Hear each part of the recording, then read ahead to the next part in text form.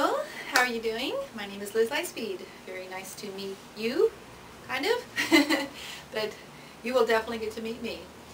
I would like to talk to you today about my involvement in ufology and the study of extraterrestrial life forms or the existence thereof.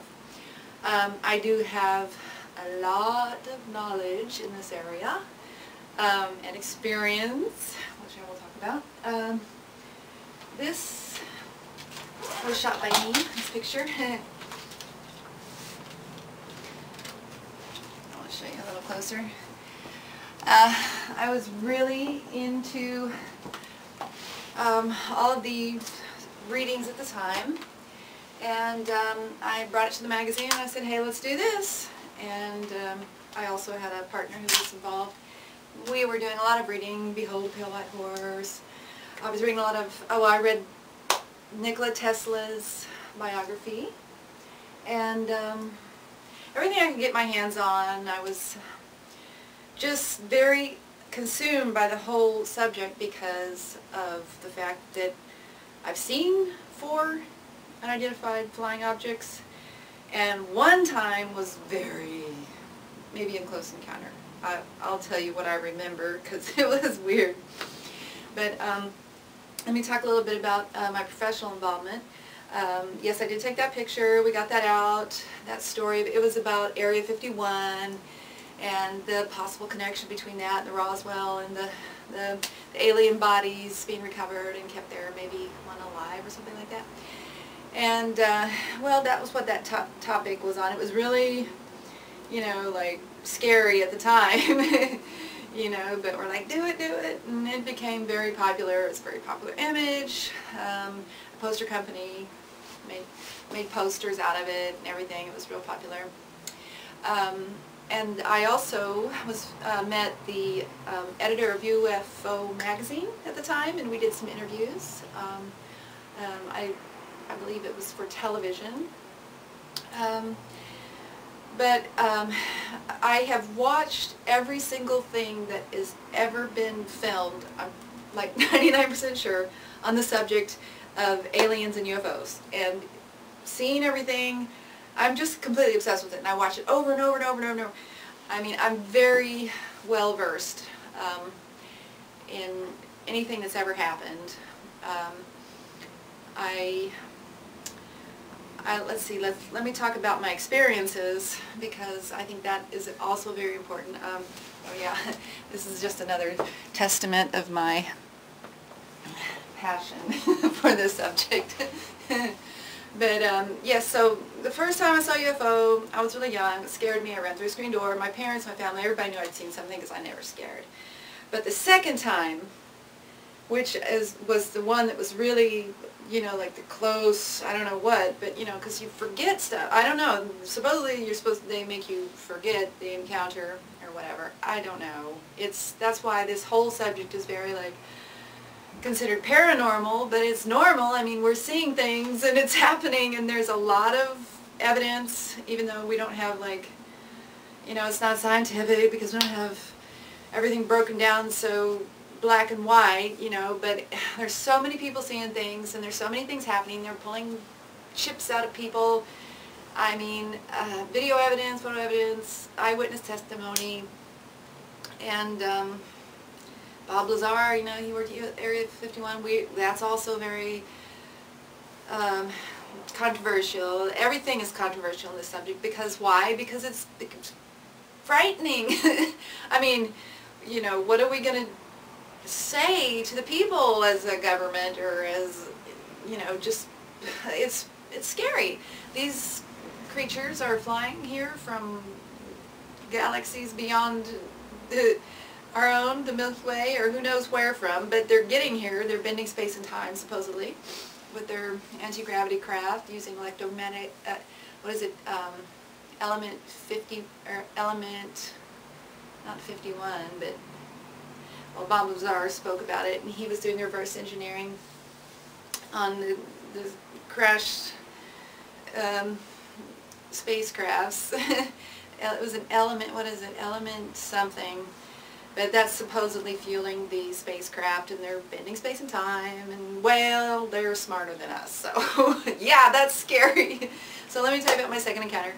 I was with my family. I was in my teens, and it was in southern Missouri, and these three lights, you know, I think the reason I remember it was because it scared me, because I'd already seen one before, and it really scared me.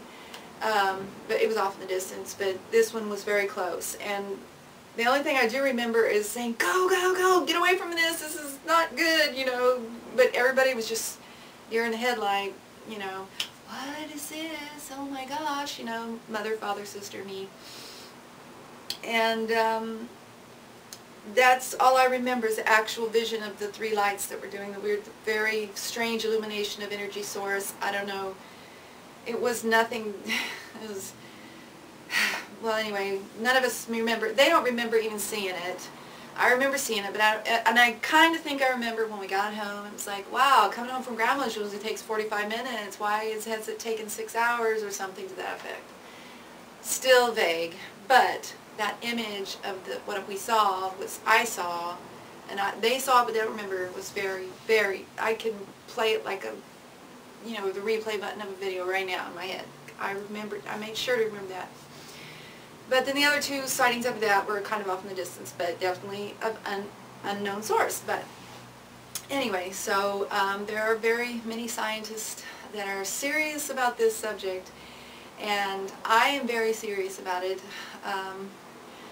more so than any other, you know, paranormal subject, because this is, you know, it's real, you know, there's no way around that. And I mean, a lot of paranormal subjects are probably real, but we've got a lot of evidence in this one, and it will be just so overwhelming for our people when we, you know, I guess make contact.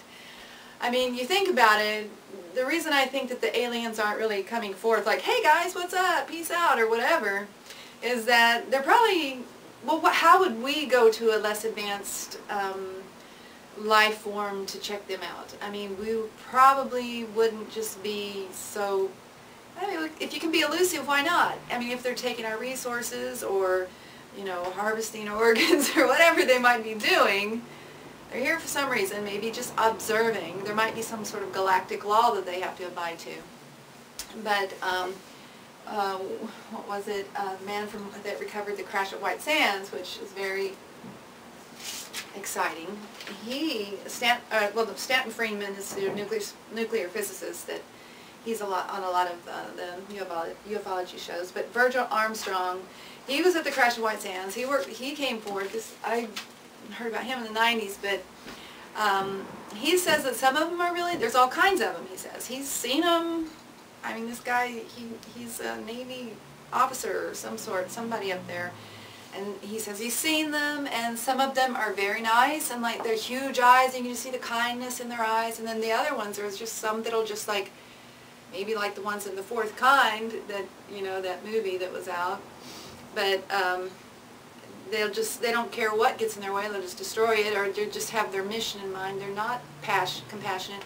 I mean, if you think about it, all of the different types of people in our world, you know, some do evolve with compassion and others evolve in other ways. So evolution definitely has a different way of affecting different people in different environments. So we can't just assume that they're all nice either. So why haven't they destroyed everything and taken over? Well, maybe because they're having us build this planet up real nice for them so they can come take it when they need it. Or we're their creation. That's another theory. A lot of theories out there, a lot of eyewitness accounts, incidents. There's nothing in this world that I'm more passionate about or more knowledgeable about. I really would love to do this show that I'm auditioning for. That's what this video is for. And I hope I'm not rambling, but I'm trying to think of anything else I could include, but I'm your woman for this show. And please, please, please, please, please, please, give me a call. I'll send you all my information, and I do hope to meet with you. All right, thank you very much. Liz Lightspeed signing out. Have a good evening.